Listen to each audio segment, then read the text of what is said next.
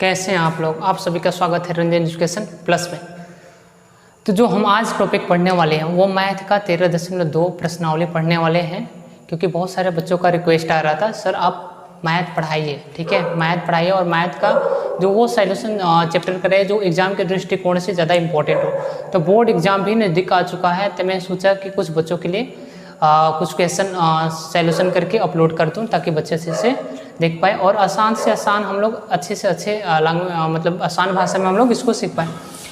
तो पहले हम लोग जानेंगे प्रश्नावली 13.2 का जो क्वेश्चन नंबर 1 है। इसमें हम लोग पहले सूत्र कौन सा यूज करना पड़ेगा। तो हम लोग क्या करेंगे, पहले हम लोग बेलन का जो आयतन होता है, बेलन का आयतन इसको देखेंगे। क्या होता है बेलन का आयतन? पाई आर स्क्वायर एच होता है। क्या होता है? पाई आर स्क्वायर एच। इसको याद करना पड़ेगा। ठीक है, यही बेलन का वक्र देखना होता है, बेलन का वक्र। तो बेलन का अगर वक्र की बातें हम लोग करें तो बेलन का वक्र होता है 2 पाई आर एच होता है। क्या होता है? 2 पाई आर एच होता है। अगर हम लोग बात करें हम अर्धगोले की आयतन की, किसकी? अर्धगोले की आयतन की। तो अर्धगोले का आयतन क्या होता है? तो अर्धगोले का आयतन होता है 2/3 पाई आर क्यूब होता है। फिर हम लोग अर्धगोले का और फिर गोले का आयतन की बात करें हम लोग, गोले की आयतन की। तो गोले का जो आयतन होता है, गोले का आयतन क्या होता है? तो 4/3 पाई आर क्यूब होता है। फिर हम लोग बात करें किसकी? तो शंकु की बात करें तो जो शंकु का आयतन होता है, क्या? शंकु का आयतन।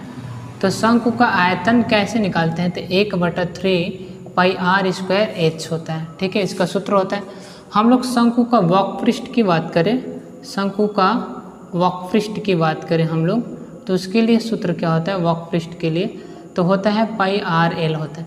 मैं बता दूं पाई आर एल होता है। और हम लोग कैसे वक्र निकालेंगे? तो मान लो कि शंकु है, जो हैप्पी बर्थडे जो बर्थडे आता है उसमें ऐसे टोपियाँ रहते हैं, उसमें क्या होता है वो शंकु के आकार की होती है। क्या होती है? शंकु के आकार की होती है। तो यहाँ से लेकर यहाँ तक हमारे वो शंकु की क्या है? त्रिज्या है, जिसको आर बोलते हैं हम लोग, रेडियस है जिसको आर बोलते हैं। ये क्या है? हाइट है, ऊंचाई है। तो हम लोग इसको ऊंचाई बोल सकते हैं, इसको रेडियस यानी त्रिज्या बोल सकते हैं। तो इसी को हम लोग बोलते हैं एल। इसी को क्या बोलते हैं? एल, त्रियक ऊंचाई बोलते हैं। इसी को एल बोलते हैं, त्रियक ऊंचाई। तो त्रियक ऊंचाई निकालने के लिए हम लोग क्या करते हैं?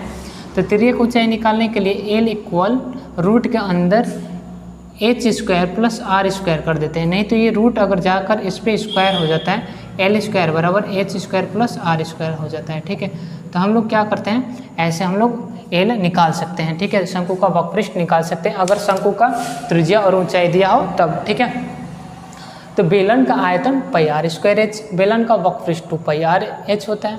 और उसके बाद अर्धगोले का जो आयतन होता है 2/3 पाई आर स्क्वायर क्यूब होता है। क्यों होता है 2/3? ये पूरा गोला है ना, तो पूरा गोले के लिए 4/3 पाई आर क्यूब होता है। और आधा गोला है, ये गोला है, आधा गोला है, तो हाफ लिखते हैं, हाफ लिखते हैं। तो इसे हाफ लिखेंगे ना, कट जाएगा, तो 2/3 पाई आर क्यूब आ जाता है। इसलिए अर्धगोले का आयतन का सूत्र यही होता है, क्योंकि पूरे गोले में से आधा काट दिया गया है ना, तो आधा से हम लोग गुणा कर देते हैं तो क्या आ जाता है? अर्धगोले का आयतन आ जाता है। तो हमें तो ये बस सीखना नहीं है सूत्र सिद्ध करना कैसे आया, बस हमें ये जानना है कि इसका सूत्र क्या होता है। और हमें इसमें शंकु का वक्र पृष्ठ में एल जो त्रियक ऊंचाई इसको बोलते हैं, ये कैसे निकाला जाता है? तो इस सूत्र से निकाला जाता है। ठीक है, जब इतना हम लोग जान जाएंगे तो हम लोग क्या करेंगे, अब धीरे से सॉल्यूशन की ओर बढ़ते हैं। ठीक है, तो हम लोग क्या करेंगे, ये आप लोग एक बार इसको स्क्रीनशॉट ले लीजिए, उसके बाद हम सीधे सवाल पर चलते हैं। ठीक है, किस पे चलते हैं? सवाल पे। तो हम लोग सवाल पर चलेंगे। ठीक है, तो देखते हैं क्या लिखा है सवाल। तो सवाल है, देखो सवाल क्या दिया है, एक ठोस एक अर्धगोला पर, एक ठोस एक अर्धगोला पर। तो हमें जैसे जैसे बोल रहे हैं ना वैसे वैसे करना है। एक ठोस अर्धगोला पर, तो एक अर्धगोला बना लें हम लोग। क्या बना लें? अर्धगोला बना लिए। पर खड़े एक शंकु के आकार का है, एक शंकु का आकार बना लेते हैं हम। इसी पर खड़ा क्या है? एक शंकु का आकार है, बना लिए, जिसकी त्रिज्या 1 सेंटीमीटर है। जिसकी त्रिज्या क्या है? 1 सेंटीमीटर। तो मान लो कि अगर ये ऊंचाई हो जाती है तो ये शंकु की यहाँ से यहाँ तक क्या हो जाएगी? त्रिज्या हो जाएगी। शंकु की क्या हो जाएगी? त्रिज्या। तो आर बराबर कितना दिया है? 1 सेंटीमीटर दिया है। कितना दिया है? 1 सेंटीमीटर ये दिया है त्रिज्या। ये शंकु के लिए भी त्रिज्या है और ये अर्धगोले के लिए भी त्रिज्या है। ये शंकु के लिए भी त्रिज्या 1 सेंटीमीटर, अर्धगोले के लिए भी त्रिज्या 1 सेंटीमीटर। क्यों, आगे कहेगा। तथा शंकु की जो ऊंचाई है उसकी त्रिज्या के बराबर है। जो शंकु, ये शंकु की जो ऊंचाई, शंकु की ऊंचाई इसको बोलते हैं क्या, h। इसको क्या बोलते हैं, h। जो शंकु की ऊंचाई है वो किसकी, शंकु की ऊंचाई उसकी त्रिज्या के बराबर है। किसकी त्रिज्या के बराबर है, जो शंकु के आकार का इस पे है इसी त्रिज्या के क्या है, ये बराबर है। तो हम लोग लिख सकते हैं शंकु की ऊंचाई, शंकु की ऊंचाई त्रिज्या के बराबर है। किसकी, त्रिज्या के बराबर है। ठीक है, बराबर है। तो अब देखो ऊंचाई किसके बराबर है, त्रिज्या के, और दोनों किसके बराबर है, 1 सेंटीमीटर के बराबर है। ऐसे भी हम लोग लिख सकते हैं। ठीक है, इन आया तरीका।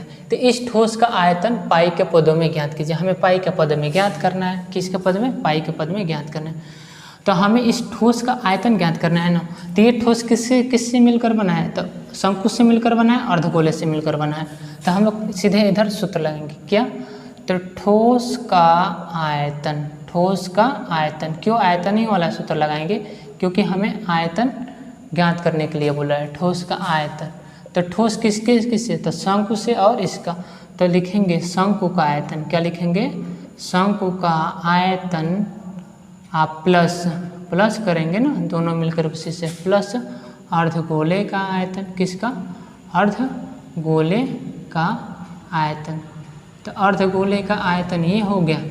देखो अब हम लोग लिखेंगे सूत्र, ठोस का आयतन, यहाँ पे लिखेंगे ठोस का आयतन बराबर, शंकु का आयतन क्या है, शंकु का आयतन 1/3 पाई r स्क्वायर h। ये किसका है, शंकु का आयतन है। अभी पिछले बार मैंने अभी जस्ट लिखवाया। प्लस अर्धगोला का आयतन 2/3 पाई r³ होता है। ठीक है, अब देखो बस हमें डायरेक्ट मान रख देना है। 1/3 पाई का मान, सॉरी यहाँ पे हम लोग पाई कॉमन कर लें, पाई कॉमन कर लिए 1/3 r² h प्लस 2/3 r³। ठीक है, पाई 1/3 r का मान कितना है, r का मान भी 1 है, तो 1 का स्क्वायर करेंगे यहाँ मल्टीप्लाई देकर, फिर मल्टीप्लाई h का भी मान कितना है, 1 के बराबर है, 1 करेंगे प्लस 2/3 कर देंगे, r का वैल्यू कितना है 1 का क्यूब कर देंगे। अब देखते हैं यहाँ पर पाई आ गया, क्या आ गया, पाई 1/3 और 1 का स्क्वायर 1 × 1 प्लस 2/3 और 1 का क्यूब 1 आ जाता है। तो पाई इक्वल 1 से सब में गुणा करो 1/3 और 1 से 2 में करो 2/3। दोनों में क्या है, दोनों का बेस सेम है। ये तो बच्चों वाली बात है, फिर भी हम लोग सीख लेते हैं। तो दोनों का बेस सेम होता है, ये नोमिनेटर होता है, ये डिनोमिनेटर होता है। डिनोमिनेटर क्या है, सेम है, तो नोमिनेटर को क्या बोलते हैं हम लोग, जोड़ देते हैं आपस में। क्या करते हैं, जोड़ देते हैं। इसको हम हिंदी में बोलते हैं इसको बोलते हैं अंश। ठीक है, ऊपर वाले को अंश, नीचे वाले को हर। नोमिनेटर होता है, डिनोमिनेटर होता है। तो डिनोमिनेटर अगर दोनों समान रहे तो हम लोग एक लिख लेते हैं, ऊपर वाले को जोड़ देते हैं। जो चिन्ह रहता है जोड़ देते, जोड़ का चिन्ह रहता है जोड़ेंगे, घटाना का चिन्ह रहेगा घटा देंगे। तो पाई इक्वल 2/3 जोड़ेंगे, अब बट्टा का 3 कैंसिल आउट हो जाएगा, बचेगा क्या, पाई। क्या बचेगा, पाई। ये हमारा क्या होगा, आंसर होगा। ठीक है, अगर यहाँ पे नहीं दिख रहा है तो आप लोग यहाँ पे कर सकते हो। यहाँ पे क्या होगा, पाई होगा, और यहाँ पे क्या होगा, 3 होगा, और यहाँ पे 2 1 कितना होगा, 3 2 1 कितना होगा, 3, क्योंकि दोनों का सेम है बेस, तो एक लिख देंगे और दोनों को जोड़ देंगे 3/3 और कट जाएगा, पाई आ जाएगा। क्या आ जाएगा, पाई। यही हमारा क्या होगा, आंसर होगा। यही हमारा क्या होगा, आंसर होगा। तो देखो ये सवाल बहुत आसान है। ठीक है, इसमें हम लोग क्या करेंगे, तो बहुत अच्छे से और बहुत आसान तरीके से हम लोग चित्र बनाकर यहाँ पे कर सकते हैं। बहुत इजीली सवाल है। ठीक है, तो अगर आपको ये वीडियो अच्छी लगी तो लाइक करें, सब्सक्राइब करें और शेयर करें। ठीक है, आज के लिए धन्यवाद, थैंक यू। नेक्स्ट वीडियो में हम लोग मिलते हैं।